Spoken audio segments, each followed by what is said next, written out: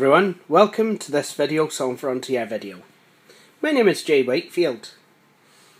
Now, some of you who've seen it will remember my 2013 custom built video. This is quite a nice machine. It's got an i3 processor in it. It's got a 1TB Seagate drive coupled with a 2TB WD Green drive. NVIDIA GeForce GT 610 graphics, which aren't the best, but are fine for the moment. DVD-ROM and writer drives, and 8 gigs of RAM. You may also be aware of the case, which I actually got with an Alienware in it, but couldn't get it going. And I decided to put my custom built in there instead. However, you may also remember a box of Pentium 4 parts that I was given down there.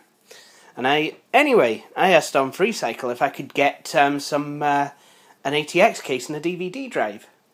Well, FreeCycle actually came through for me, and I was able to get a full computer, and someone actually got me a case.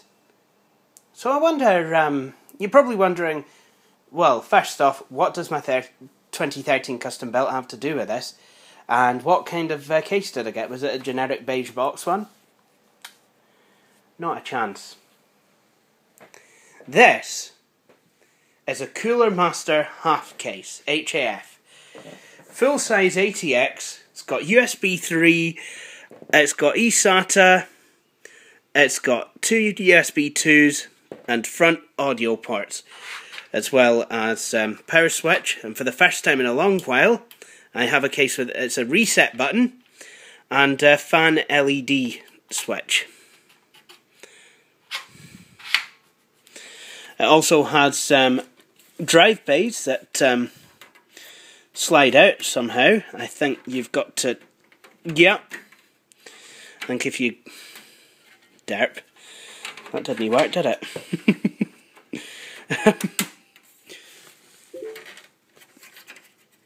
Yeah, I think it must be one of the bottom ones. Apparently they do slide out. Let me just... They slide out, so you can actually mount a hard disk in there. So it's...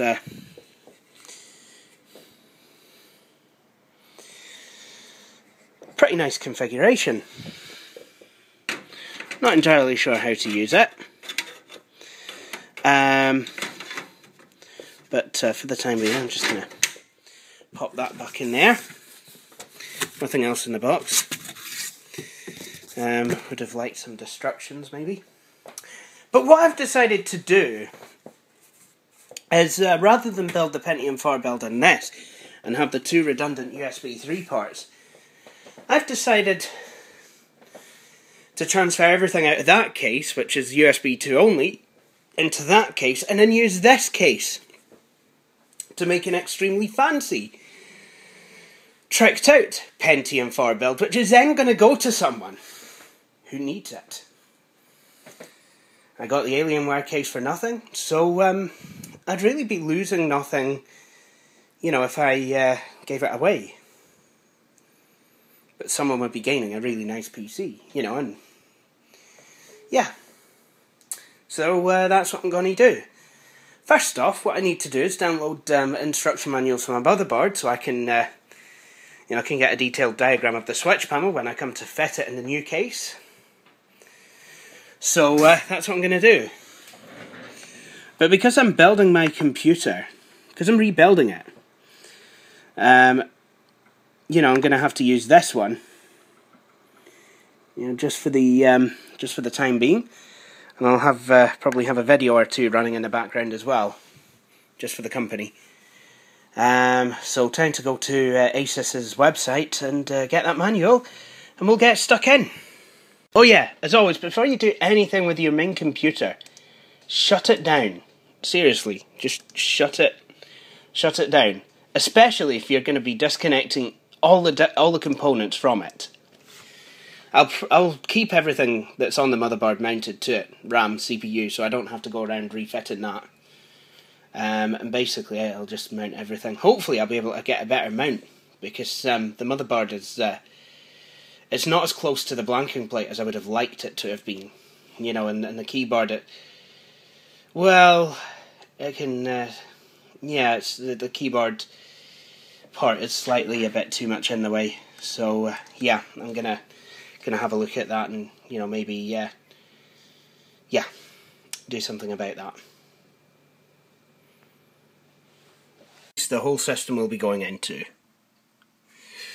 So oh, it looks like we've got cable edge around here. Must have been all organised properly. I'll flip the other side open and see what exactly we have.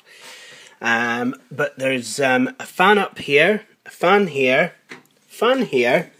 and a great big fan down here. Now, because it's a great big fan, it means it should be pretty quiet and yet quite efficient. The power supply mounts at the bottom, which allows for better air intake and what have you. Got fan connectors, more fan connectors.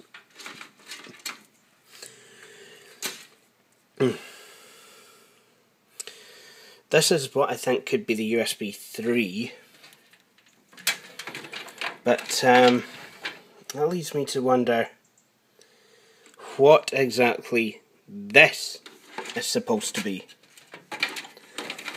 I have no idea what it goes to.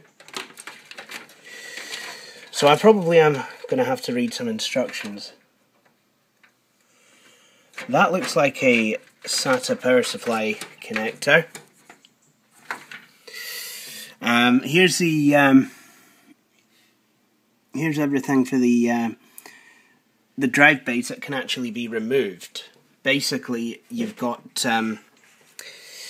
I've figured it out actually what that's all about. Hang on a minute, I'll just remove the case front thing there. You've got to have two hands for this. Really Cooler Master, discriminating against one-handed people. Because on this side you have a regular SATA port, and the hard drive basically reverses and connects to that. Quite a clever design, I think, you know. So, you know, if you've got hard drives that you would like to be able to remove,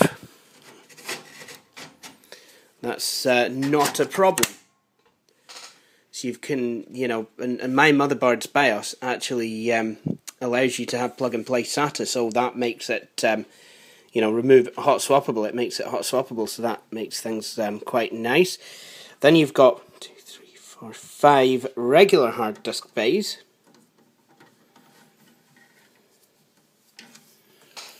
With which you can use to just connect a regular ass hard disk. At least I think that's what they're for. I noticed that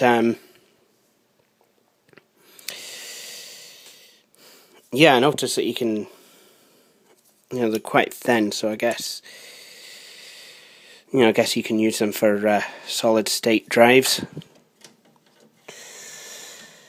I'm hoping to work with the regular drives. Hang on, let me just pop that back into place. And then these are the quick release mechanisms for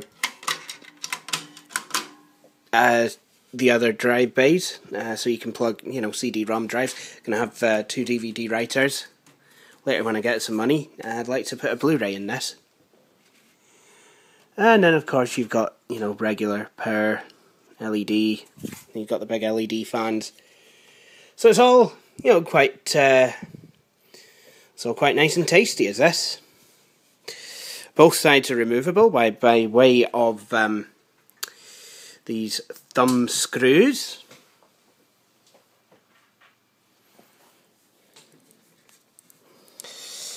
See, a lot of cheaper cases nowadays, they only have one removable side. The first case I ever saw with that, I just developed an instant dislike. So look here, we have a SATA cable Some nice cable management. It's all in the side. That has that's quite obviously got to be the longest SATA cable I've ever seen in my entire life. How long do you need your SATA cables to be? Where are you going with them? What are you doing? Yeah, but there you have it. I've got that from Luke, actually. I've started saying that, and Luke says it all the time. There you have it. So I'm just gonna drop this back here. But for the time being, I'm gonna drop this on. Well, not drop it, but I'm gonna stick this on the floor, and then hopefully, I can strip the other case.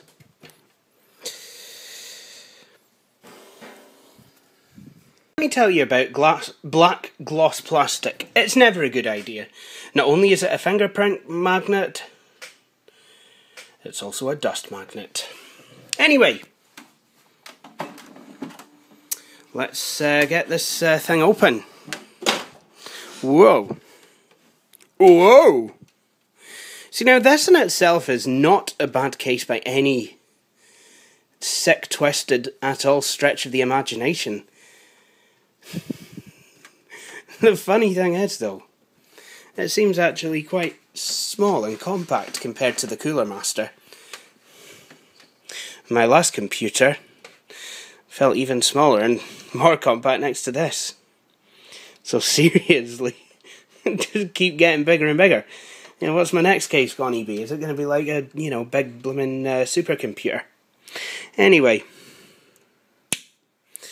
I'll need to disconnect the. I'll need to use two hands to disconnect the cooling fan from here. So just give us a minute.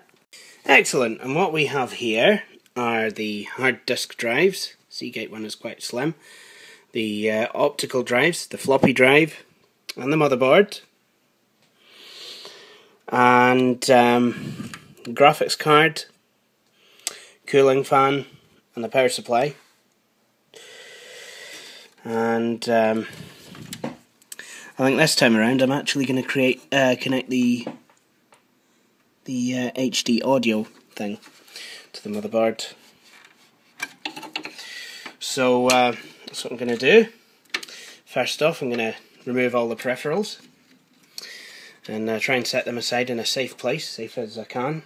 I mean, there's two hard drives there, so yep, they need to definitely be kept safe. And then what I plan to do is remove the two optical drives,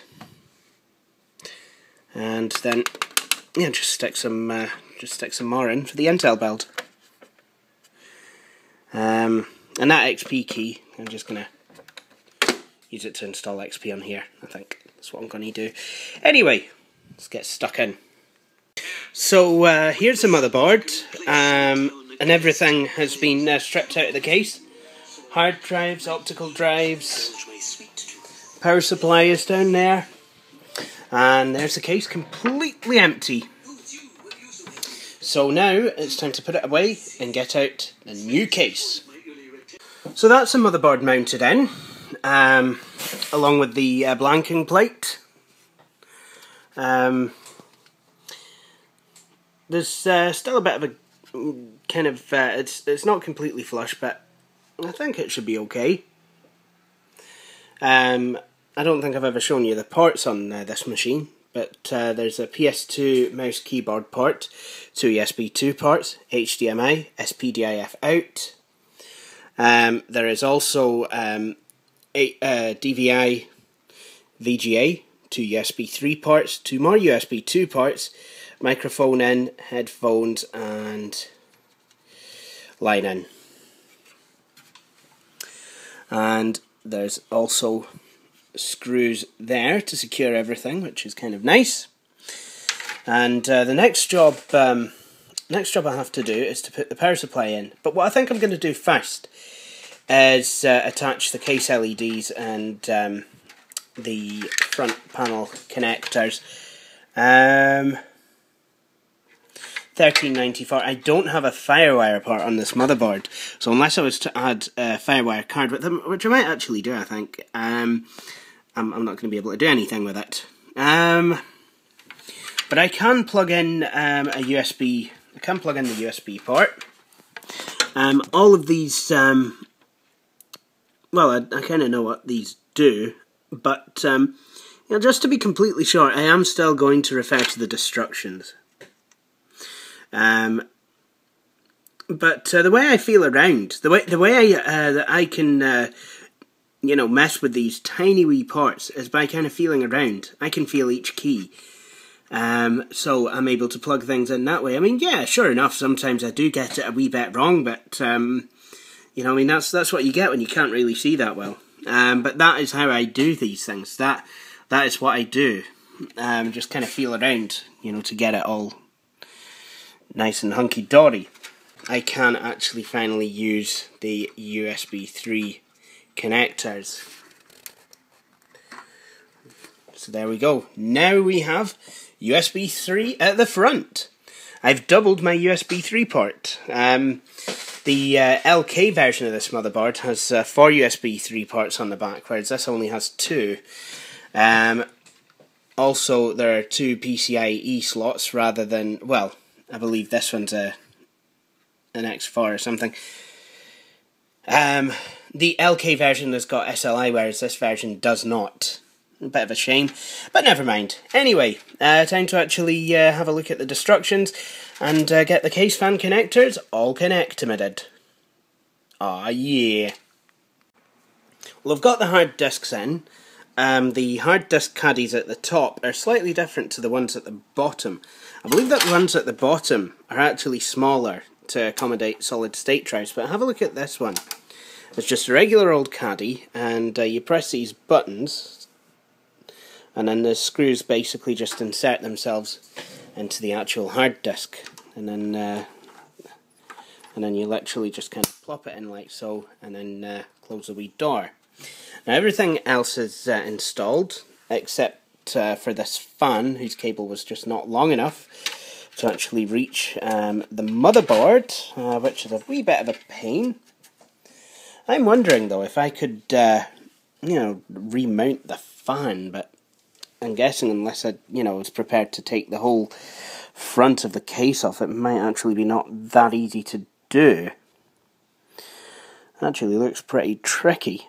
But if I was able to remount the fan, then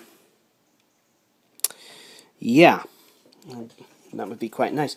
Actually, I should really give it the old college try, I guess, you know, because you know it's always good to have. Oh, actually, I think it might not be such a difficult task to achieve. So yeah, I think that's what I am going to do. I'm going to take the front off here, and then, you know, hopefully I'll be able to remount the fan 90 degrees, and hopefully then the cable should be long enough to actually reach the motherboard. So that's what I'm going to do now. Than expected, I had to take this top off, and then I just got to take the front off. Now it should be just a case of removing these 4 crosshead screws and then just mounting the fan in 90 degrees that away.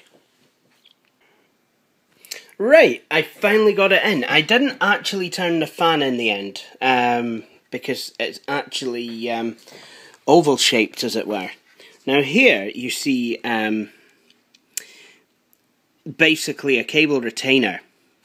Now this cable here that goes to the motherboard was actually in that retainer, making it a lot shorter. However, by removing it from there, I was actually able to make it just about long enough that it fit. And it's not completely taut. I mean, there is still, you know, a wee bit of slack in there, but it fits. So now, time to put the front back on and then the lid back on, and I can connect up the power supply, and we'll be just about ready. Wee bit nervous though, always am. That's the top and the grill's back in place, and the front also back in place. And I love how the CD-ROM drive clicker works. You know, if I press this button, I can move this drive. In fact, let's show you. If I move this button, this drive moves completely freely, no problems at all, no obstructions, no clicks, no anything. But if I line it up and then press the button again, it stays. And I like how these drives look with this case. Absolutely fantastic. I've got my USB 3 ports. eSATA port actually is just a normal SATA cable. I don't know what that thing is. That's quite a funny looking thing. But yeah, everything is all connected. I've reconnected the LED fan switch, and there's a SATA cable there. I'll just kind of thread that in a wee bit. I'm just going to tuck the Firewire cable to the one side at the moment because you know, I've really no use for it. In fact, I'm just going to probably just tuck it in down there. You know, if I need it, you know, I can grab it again. I like that window there where you can you know, you can put the blanking. You know, you can put the CPU plate on the motherboard. This seems to have one. Yes, that's a very nice motherboard. Except it seems to be brown. I don't know why it's brown. But Asus, sorry, I'm doing that now because I had to fix an Asus laptop for my mum and she kept calling it an Acer and I'm doing it now. Oh, no, it's an Asus, not an Acer. Oh my goodness, right, okay. Now, and I've got to love these blanking plates because they allow airflow through. Very nice. Nice to have a full set of blanking plates. There's quite a few missing on that there Alienware case. Anyway, let's put a power supply in. Yay, power supply! It's a power supply fitted. Might have to get one with longer cables. Now this one is quite taut. And I've had to move the CD-ROM drives down, which sadly makes the case look awful stupid. But what can you do? But I've tried to manage the cables around this side as well. The Firewire one is, yep, there. So the next thing to do is get the sides back on and see if I can take it for a test run. Oh yeah. Oh my goodness, this is really, really tall. Anyway, let's see if the damn thing even works. So, smoke test!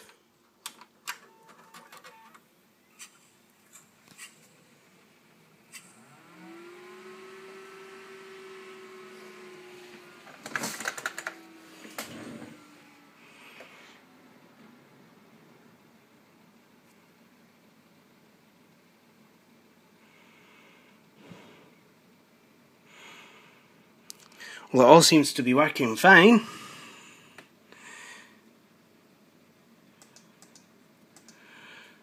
Except the fact that I can hear some rattling that I don't like the sound of.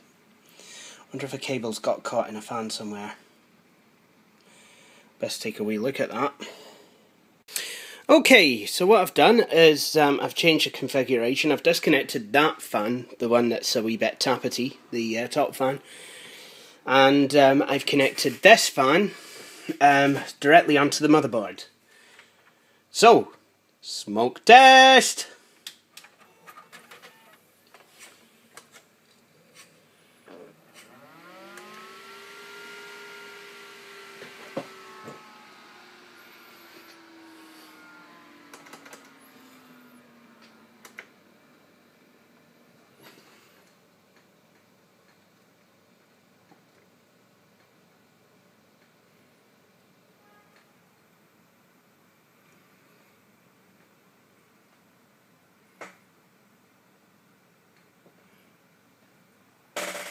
That all seems to be in working order, so what I'll do is I'll button the case back down and I'll put the front back on.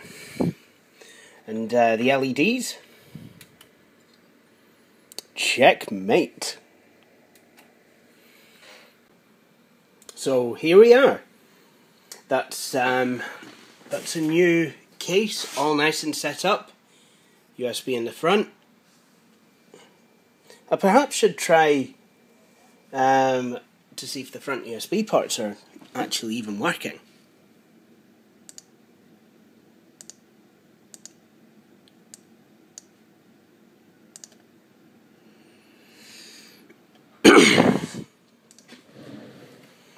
That might not be such a bad idea.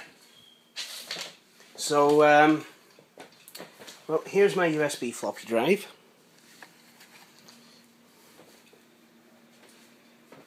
Actually, here's a flash disk. Makes sense. Front USB 3 ports will be quite useful when USB 3 flash drives come out. So, I don't have any eSATA devices. That works.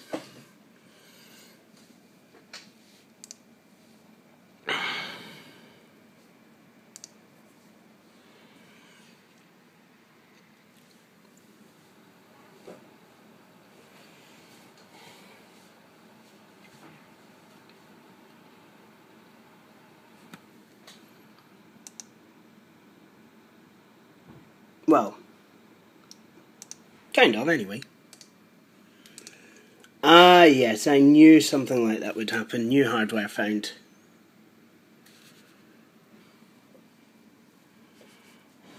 Obviously, it's it's going to find a new USB root hub.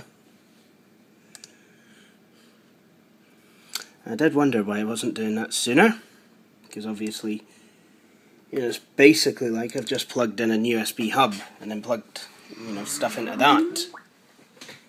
So it should find a USB 2. Yeah. Oh, it's actually finding other stuff. Oh, and there's my flash disk. Obviously, some of the stuff it'll, find it'll kind of, reinstall.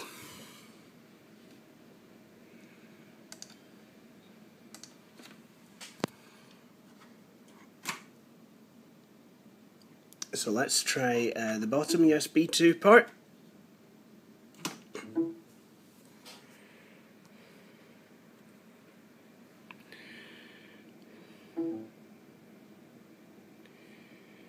And then, oh, there we go. I perhaps should stop messing about with that at the moment. Look, there we go. Unidentified device. Generic USB hub, ready to use.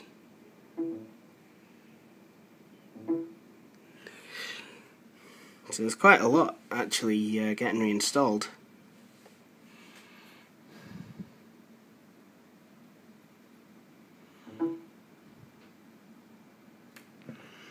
Microsoft mouse and keyboard detection drive USB.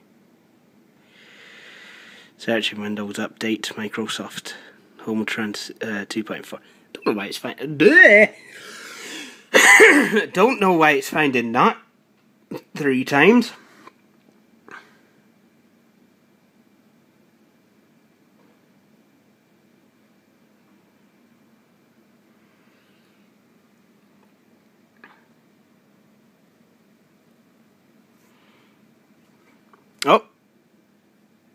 Oh, it's pending. Microsoft hardware USB mouse. Don't know why that's pending. Unless it's going to reinstall the derp.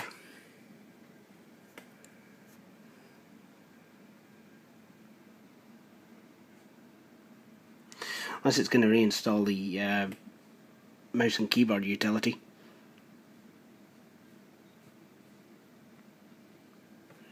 Here we go. Installing driver software. Waiting for user input. Well, you know what? Oh, USB device. Data G. Oh, there we go.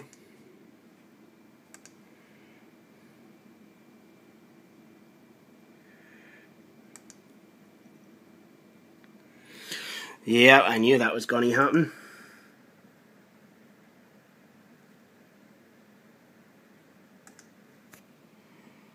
So that's away downloading.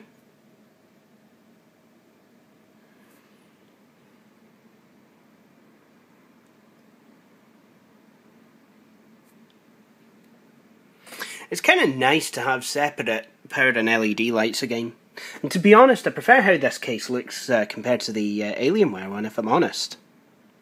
Now, I've always been a fan of kind of angled designs and what have you, so, you know, this fits me just right.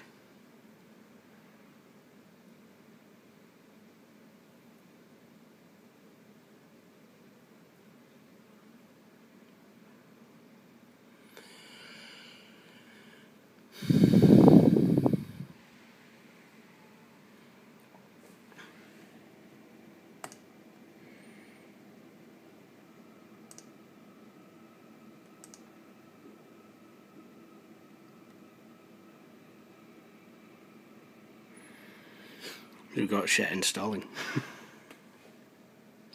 This mouse must have come as a part of a mouse and keyboard set because, yeah. I don't know. Because Windows reckons there's a Microsoft keyboard attached to this, and there isn't. What there is this. My Model M. I did record a video about getting this control key. You may have noticed my Model M seems to have grown a control key. And I've been meaning to upload that actually, derp. Actually, I might not be able to. Well, basically what happened, Elmo 3 actually had a spare control key laying about, so he actually sent it across to me, which was really quite nice actually. I really do appreciate that wee gift there, Elmo 3. Thank you very much.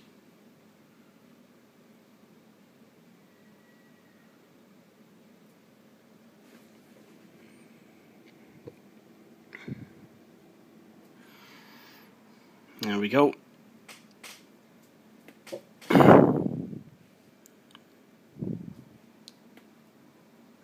There we go. Wheel button, middle click, left button, magnify, right button, browser forward, that's absolutely fine.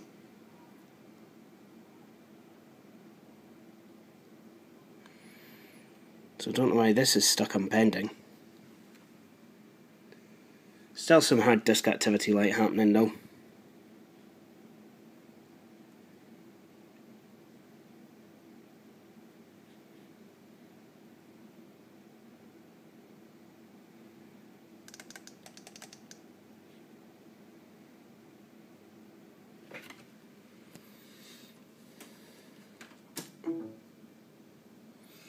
Let's try it in one of the USB 3 ports.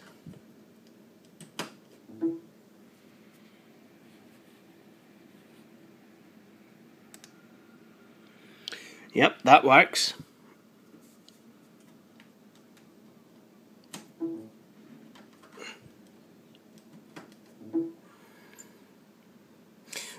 Excellent. Excellent. Well, that's quite good news. So basically, as USB 2 has been compatible with USB 1, so USB 3 is actually compatible with USB 2. That's very nice. I really don't know what this is going to do. I don't know, maybe if I restart the computer, it might actually do something different. But I like how you can turn the LEDs on or off.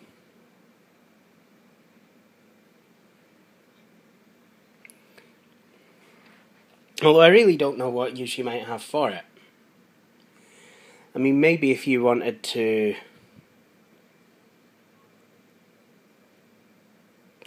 I don't know.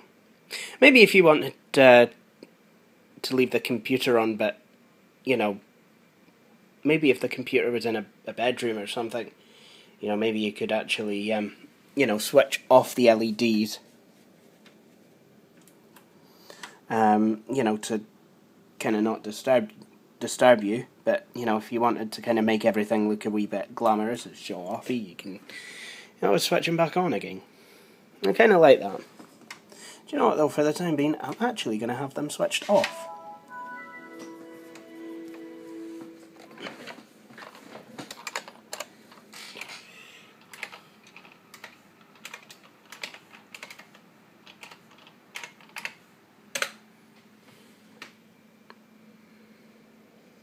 So I'm just going to log in now.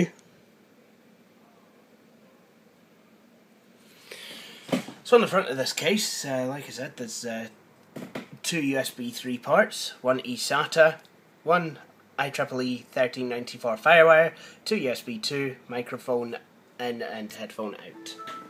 Excellent. Well, that concludes this video. Hope you enjoyed watching this video. Hope you enjoyed watching me rebuild my 2013 custom belt into this beautiful new case. I would like to thank the person on FreeCycle who gave me it. No, I can't believe it either. And I would also like to thank you for watching.